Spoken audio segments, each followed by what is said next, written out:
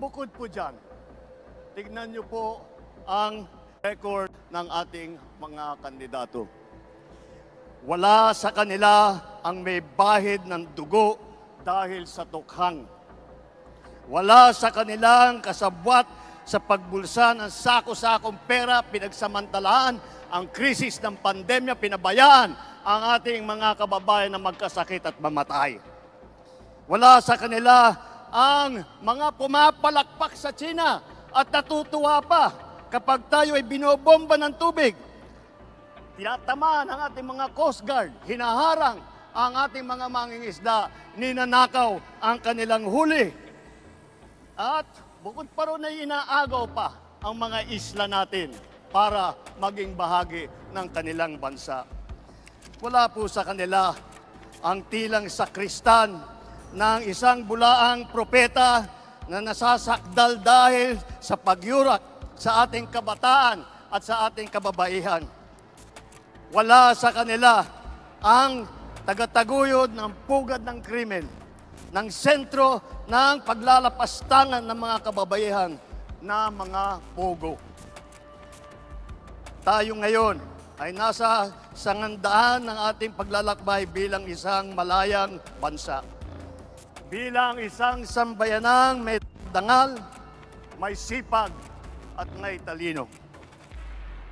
Tayo ba ay papayag na babalik sa panahon gusto ng kung kailan gusto ng ating mga liderato maging probinsya tayo ng China? Babalik ba tayo sa nakaraan na ibinubugaw ang ating bayan bilang isang sugalan ng mga dayuhan? Nais ba natin bumalik sa landas na umaapaw sa dugo ng mga inosenteng mga bata na inagaw sa kanilang mga anak, mga ina, kinuha sa kanilang mga tahanan at inagaw ang kanilang kinabukasan? Walang nagnanais na Pilipino na mabalik tayo sa ganyang klaseng pagpatakbo.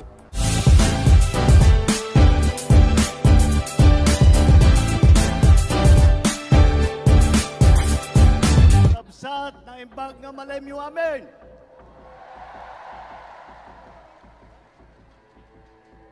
Tugaw kayo, hapo.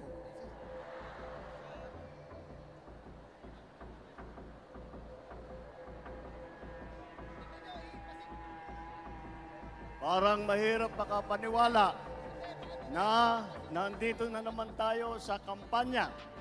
Napakabilis ng panahon, napakabilis ng pagdaan ng 3 taon na akala natin ay magiging mas matagal. Ngunit nandito nga tayo sa darating na halalan sa Mayo.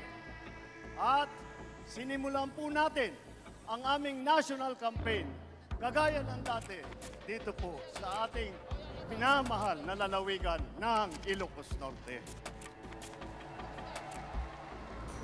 Andito po ang aming ipinagmamalaki ng mga kandidato para sa Senado.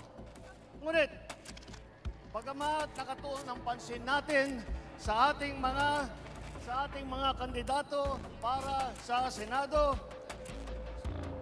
huwag po natin kaligtaan ang halos 18,200 na local executive na ating ihahalal sa Mayo. Nabanggit ko po ito dahil may pagmamalaki ng alyansa na kami lang ang may kumpletong ticket mula sa senador hanggang sa sangguniang bayan ng pinakamaliit na bayan ng buong Pilipinas. At hindi pangkaraniwan ang mga aming kandidato. Hindi po kagaya ng mga nakikita natin sa mga iba't ibang partido.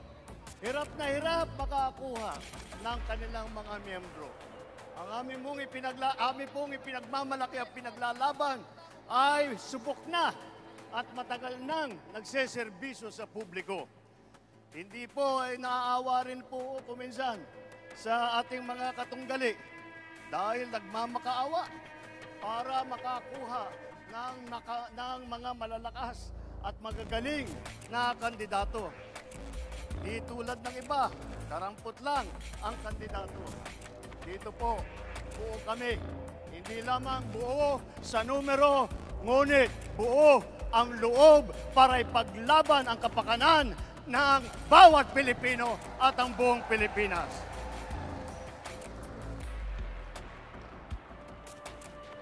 Kaya naman,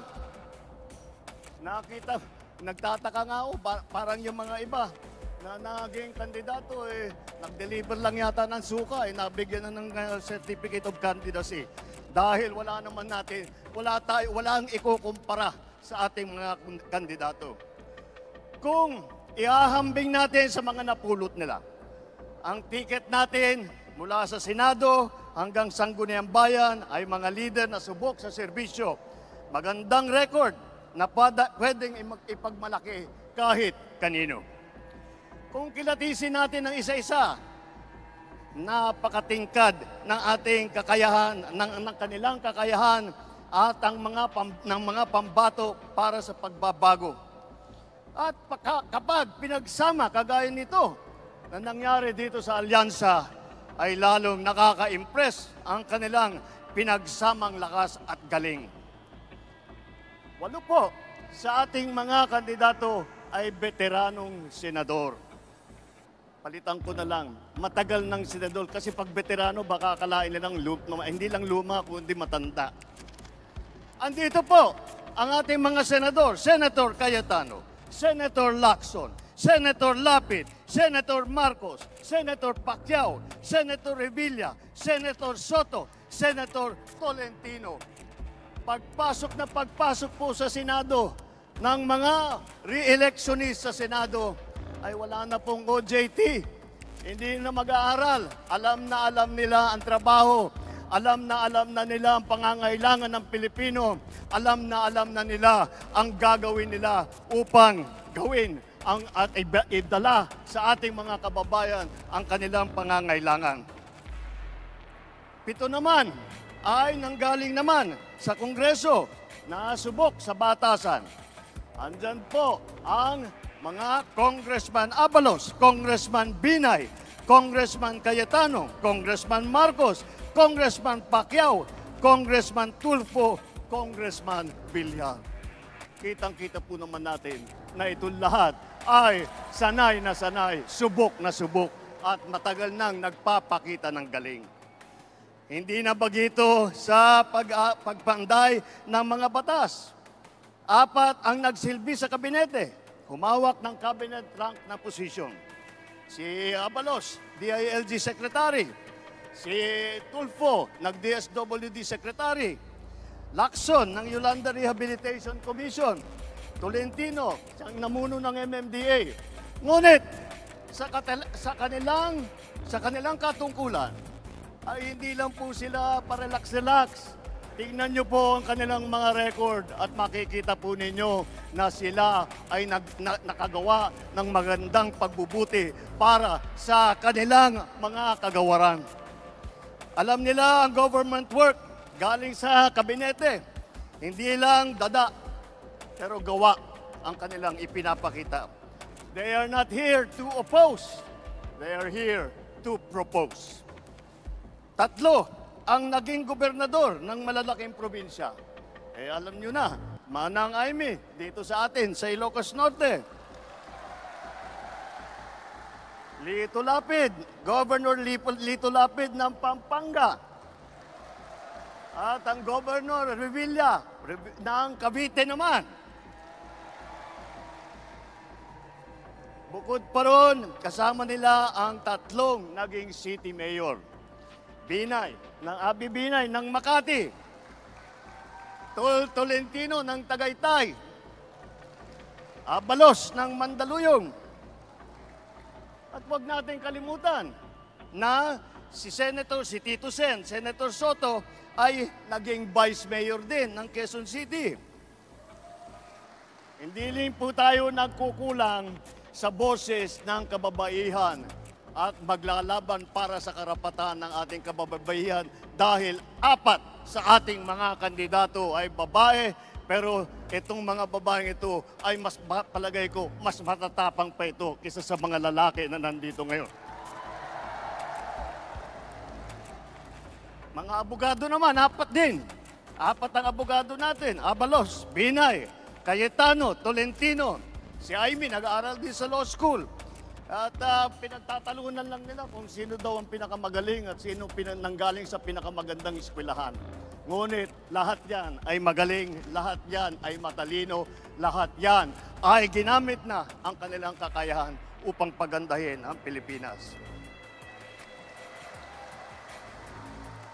Kung itatanong naman natin, sila ba ay isa lang ang pinanggalingan? Tiga Maynila lang ba lahat? Tiga Luzon ba lahat? Hindi po. Dahil pagdating sa geographical representation, dalawa ang taga Mindanao. Si Manny Pacquiao ng Bukidnon, Sarangani at saka Jensan. Si Erwin naman, lumaki sa Davao, Davao Oriental, sa Sulu, mga probinsya kung saan nadestino ang kanyang bayaning ama. Ang unang Vicente Soto ay naging senador na tiga Cebu. Ang nanay naman namin ni Amy, alam nyo naman, 100% Waray. Alam naman natin pati na ang lolo ni Camille ay galing sa Iloilo. Yan po ang ating ipagmamalaki. Dahil po nauunawaan nila hindi lamang ang mga problema na hinaharap ng nasyonal, hindi lang ang mga problema sa taas, sa Senado, ngunit lahat po sila ay may karanasan sa local government, may karanasan sila sa executive. Lahat po sila ay nakapagpakita na ng kanilang kakayahan. Kaya't po ay kayang-kaya naming maipagmalaki. Bukod po dyan, tignan niyo po ang record ng ating mga kandidato. Wala sa kanila ang may bahid ng dugo dahil sa tukhang. Wala sa kanilang kasabwat sa pagbulsa ng sako-sakong pera, pinagsamantalaan ang krisis ng pandemya, pinabayaan ang ating mga kababayan na magkasakit at mamatay. Wala sa kanila ang mga pumapalakpak sa China at natutuwa pa kapag tayo ay binobomba ng tubig. Tinatamaan ang ating mga Coast Guard, hinaharang ang ating mga mangingisda, ninanakaw ang kanilang huli. At bukod pa ron ay inaagaw pa ang mga isla natin para maging bahagi ng kanilang bansa. Wala po sa kanila ang tilang sakristan ng isang bulaang propeta na nasasakdal dahil sa pagyurak sa ating kabataan at sa ating kababaihan. Wala sa kanila ang tagataguyod ng pugad ng krimen, ng sentro ng paglalapastangan ng mga kababaihan na mga pogo. Tayo ngayon ay nasa sangandaan ng ating paglalakbay bilang isang malayang bansa. Bilang isang sambayanang may dangal, may sipag at may talino. Tayo ba ay papayag na babalik sa panahon gusto ng kung kailan gusto ng ating mga liderato maging probinsya tayo ng China? Babalik ba tayo sa nakaraan na ibinubugaw ang ating bayan bilang isang sugalan ng mga dayuhan? Nais ba natin bumalik sa landas na umaapaw sa dugo ng mga inosenteng mga bata na inagaw sa kanilang mga anak, mga ina, kinuha sa kanilang mga tahanan at inagaw ang kanilang kinabukasan? Walang nagnanais na Pilipino na mabalik tayo sa ganyang klaseng pagpatakbo. Kaya naman, makakatiyak po kayo na kapag ang ating mga kandidato ay naluklok sa Senado at sila ay nagsimula ng kanilang trabaho, asahan po ninyo na sila po ay hindi makikihalo, hindi makikilahok sa ganyang bagay na ating iniwanan na at naayaw balikan. Ito po ang aming ipinagmamalaki. Ito po ang ating mga kandidato para ng alyansa para sa bagong Pilipinas. Ito po ang hinaharap namin sa inyo, ang pinakamagagaling na Pilipino, pinakamasipag na nagsiservisyo publiko, at ang buong buhay nila ay itinaya nila hindi lamang para sa kapakanan ng kanilang mga sarili, kung hindi po para sa inyo, para sa taong bayan, para sa Pilipino, at para sa Pilipinas.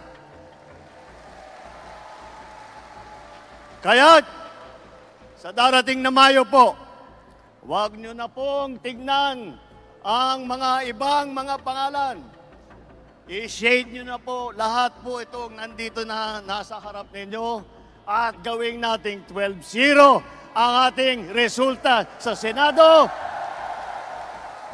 Nang sa ganon, matitiyak natin ang kinabukasan ng ating minamahal na Pilipinas. Mabuhay ang alyansa!